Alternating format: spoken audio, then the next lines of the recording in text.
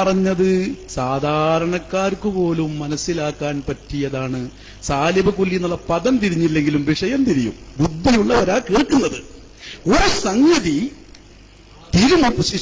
തീരുക്കേശം നിബിതങ്ങളുടേത് അല്ല എന്ന് നിങ്ങൾ പറയലോടെ ആകാൻ ഒരു സാധ്യതയും ഇല്ല എന്ന് നിങ്ങൾ പറഞ്ഞു. ശ്രദ്ധിക്ക്, ഇതെല്ലാവരും കേൾക്കട്ടെ.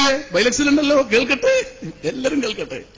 നബി സല്ലല്ലാഹു അലൈഹി വസല്ലം തങ്ങളോട് അല്ല തിരുകേശം എന്ന് നിങ്ങൾ പറഞ്ഞാൽ ആകാനുള്ള ഒരു സാധ്യതയും ഞങ്ങൾ അനുവദിക്കില്ല. ഒരു സാധ്യത മറുവശത്തുണ്ടെങ്കിൽ ആ മൂജബ ജുസ്ഉണ്ട്, നിങ്ങളുടെ ഈ സാലിബ കുല്ലി പൊളിയും. ഏതാ സാലിബ കുല്ലി എന്നാ കേൾക്കണ്ട്? കേട്ടോളി. നബി സല്ലല്ലാഹു അലൈഹി വസല്ലം തങ്ങളുടേതെന്ന് പറയുന്ന തിരുകേശം മുത്തുനബിയുടേതാകാൻ ഒരു സാധ്യതയുമില്ല എന്നതല്ലേ നിങ്ങളെ വാദം? അല്ല, സാധ്യത ഉണ്ടോ? സാധ്യത ഉണ്ടോ? പറ. അത് പറയിപ്പിക്കുന്നതിനെ കൊണ്ട് ഒരു സാധ്യത അല്ല പോലെ ഉണ്ട്. അവിടെ ഇത് ചർച്ച ചെയ്യുന്ന എന്തിനാണെന്നറിയോ? പ്രാമാണികമായി ഇതൊക്കെ മന്ദക്കും മാനൊക്കെ പറയും എന്ന് സംഭവിക്കാന്നറിയോ? ചർച്ച ഇങ്ങനെ പോകുമ്പോ കുറച്ച് വൈകിയാലും സമൂഹത്തിന് ഹക്മ തിരിയും. ഇത് നിങ്ങൾ പണിയിൽ വലുപ്പം കോടതി പറഞ്ഞിട്ട് രക്ഷപ്പെടാൻ അനുവദിക്കാതെ സാലിബയിലും മൂജബയിലും ഒതുങ്ങി നിൽക്കി. സാധ്യത നിബിതങ്ങളോടേതാകാനുള്ള എല്ലാ സാധ്യതയും നിങ്ങൾ നിഷേധിക്കുന്നില്ലേ?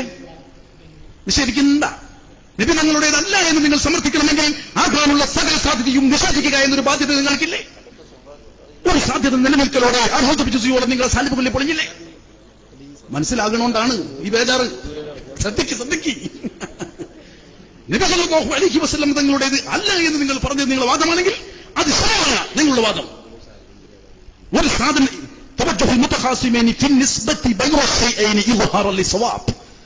ഒരു സാധനത്തിന്റെ രണ്ട് ധ്രുവം ആണ് എന്ന് നിങ്ങൾ സമർത്ഥിക്കാൻ നിങ്ങൾക്ക് അല്ല പറഞ്ഞാൽ അത് മാറ്റാക്കാൻ അതിന്റെ നക്കീല ഞങ്ങൾ പറയും. അത് ഞങ്ങൾ പറയും ഇൻഷാ അല്ലാഹ്. ഏതാണ് സാലിബ് കുല്ലി, ഏതാണ് ഞങ്ങളുടെ വാദത്തിലുള്ളത് നിങ്ങൾക്ക് മനസ്സിലായില്ലേ?